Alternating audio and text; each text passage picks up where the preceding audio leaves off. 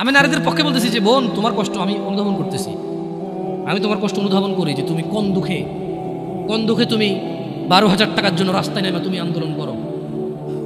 কারণ তোমার ঘরে থাকা স্বামীটা এতটাই অযোগ্য, তোমার ঘরে থাকা ভাইটা এতটাই বেখেয়ালি, এতটাই উদাসীন যে তোমার 4,000 টাকা পুরো মাসে তোমার পিছনে খরচ হবে না, সেটা তোমার ভরণ পোষণ দিতে পারে না। সে 8 ঘন্টার জায়গায় 10 ঘন্টা কাজ করতে রাজি নাই, সে দিনে 7 দিন কাজ করতে রাজি নাই। তার বন্ধু বান্ধব লাগবে, তার আড্ডা লাগবে, তার সিগারেট লাগবে, তার মদ লাগবে, তার জুয়া লাগবে, তার ছক্কা লাগবে, তার ক্রিকেট লাগবে, তার ফুটবল লাগবে। এই সবের পিছনে যতটুকু সময় ব্যয় করে, যে কোনো একটা কিছু বাদ দিলে যারা সিগারেট ধূমপায় তারা শুধু সিগারেটের টাকা দিয়ে বোন চালায় দেবে। এমন বহু যুবক এবং বহু পুরুষ আছে যারা সিগারেট খায় মাসে 3,000 4,000 টাকার, তাদের বোনরা গার্মেন্টসে কাজ করে। যদি বলে যাবে সিগারেটটা খাওয়া বাদ দিয়ে দিচ্ছি, ওর বোনার গার্মেন্টসে কাজ করা লাগে।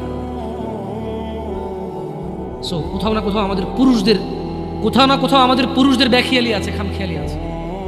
আমাদের উদাসীনতা এবং আমাদের দায়িত্বহীনতাই মূল আমাদের দায়িত্বহীনতা হচ্ছে মূল কাজ। আমার মেয়ে, আমার বোন, আমার স্ত্রী, আমার মা, ওরা বের হয়, আমার অজান্তে বের হয় না, আমি ওদেরকে বাধ্য করেছি, দোষটা আমাদের উপরে আসবে। তো ছেলেদের একটা বিশাল বড় প্রবলেম হচ্ছে কি, দায়িত্বহীনতা। উদাসীনতার সবচাইতে খারাপ সিচুয়েশনটা ওদের ভিতরে সবচাইতে বেশি দেখা যায় দায়িত্বহীনতা। ইভেন যুবককে যদি তার মা বলে 1 কেজি চাল নিয়ে আসো, সে বলছে পারবো না, ভাইকে পাঠাও, অমুককে পাঠাও। আমি সর্বনিম্নটা দিয়ে বললাম আপনাকে, শহরে তো আপনারা অনলাইনে অর্ডার করেন, এই করেন, সেই করেন। গ্রামের কথা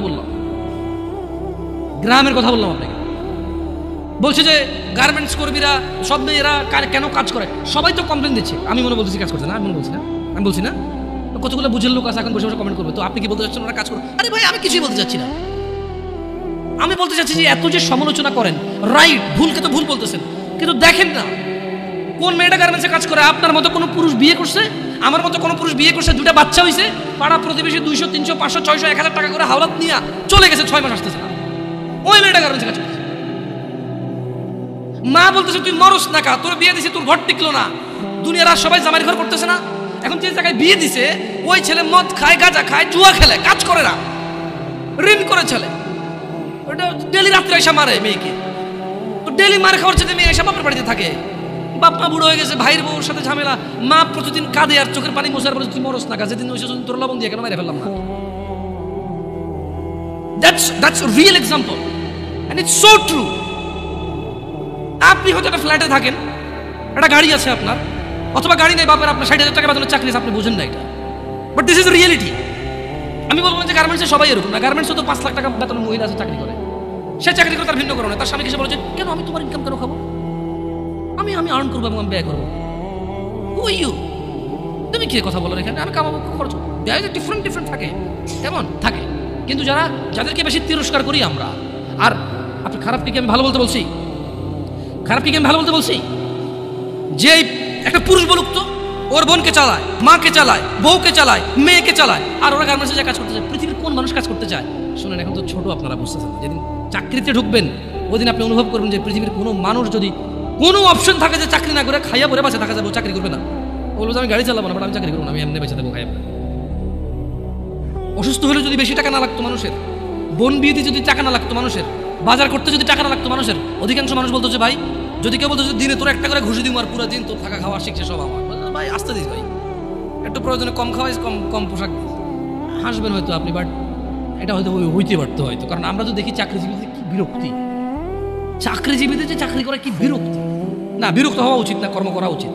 আমি রিয়েলিটি বলতেছি, মানুষের মানে এক্সপ্রেশনটা বলতেছি আপনাদের। তো ছেলেদের উদাসীনতা না হলে মেয়েরা কেন, মানে আপনি একদিকে বলতেছেন যে এটা, আরেকদিকে দোষটাকে ওই মেয়ের যে কাজ করে, ওরও আছে। আসলে কত নিরুপায় মানুষ আছে, আপনি কথা না বললে বুঝবেন না ভাই, বিশ্বাস করেন, কথা না বললে না। ও হয়তো ও আল্লাহকে ভয় করলে আল্লাহর জন্য ভালো রাস্তা দিত, ও তো আল্লাহকে ভয় করে না, জানা ব্যভিচার, মানে গার্মেন্টসে যাওয়ার আগেও তো খুব একটা ভালো চলাফেরা করছে তা না। আপনি গার্মেন্টস কেন বলবেন? আপনি ধরেন না একবারে কোনো বড় কোনো একবারে ধরেন কিছু একটা বিশাল আয়োজন, ওটাই হোক না হোয়াট এভার, কিন্তু বাপরে এরা জানি আবার টাইটেল জানে যে নারী কি বাধা দিচ্ছি আমি, না ওগুলো বলতেছি না। আমি নারীদের পক্ষে বলতেছি যে বোন, তোমার কষ্ট আমি অনুধাবন করতেছি, আমি তোমার কষ্ট অনুধাবন করি যে তুমি কোন দুঃখে তুমি 12,000 টাকার জন্য রাস্তায় নেমে তুমি আন্দোলন করো। কারণ তোমার ঘরে থাকা স্বামীটা এতটাই অযোগ্য, তোমার ঘরে থাকা ভাইটা এতটাই বেখেয়ালি, এতটাই উদাসীন যে তোমার 4,000 টাকা পুরো মাসে তোমার পিছনে খরচ হবে না, সেটা তোমার ভরণ পোষণ নিতে পারে না। সে 8 ঘন্টার জায়গায় 10 ঘন্টা কাজ করতে রাজি নাই, সে দিনে 7 দিন কাজ করতে রাজি নাই। তার বন্ধু বান্ধব লাগবে, তার আড্ডা লাগবে, তার সিগারেট লাগবে, তার মদ লাগবে, তার জুয়া লাগবে, তার ছক্কা লাগবে, তার ক্রিকেট লাগবে, তার ফুটবল লাগবে। এই সবের পিছনে যতটুকু সময় ব্যয় করে, যে কোনো একটা কিছু বাদ দিলে, যারা সিগারেট ধূম পায় তারা শুধু সিগারেটের টাকা দিয়ে বোন চালায়। এমন বহু যুবক, এমন বহু পুরুষ আছে যারা সিগারেট খায় মাসে 3,000-4,000 টাকার, তাদের বোনরা গার্মেন্টসে কাজ করে। যদি বলে যাবে সিগারেটটা খাওয়া বাদ দিয়ে দিচ্ছি, ওর বোনার গার্মেন্টসে কাজ করা লাগে। সো কোথাও না কোথাও আমাদের পুরুষদের বেখেয়ালি আছে, খামখেয়ালি আছে।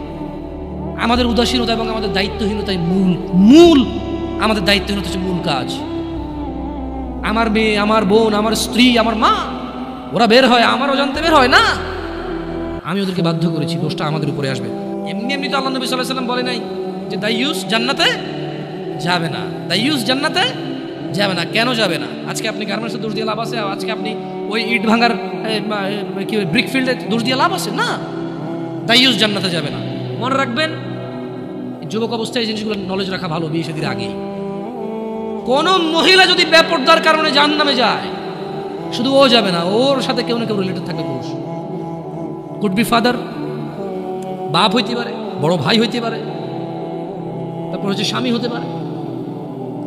যদি ওর জাহান্নামে যাওয়ার রিজনই হয় বেপরদা, খোলা মেলা চলা, মানুষ 1000 রিজনে জাহান্নামে যেতে পারে। আল্লাহ সবাইকে ক্ষমা করুন এবং হিদায়াত দান করুন, আমিন।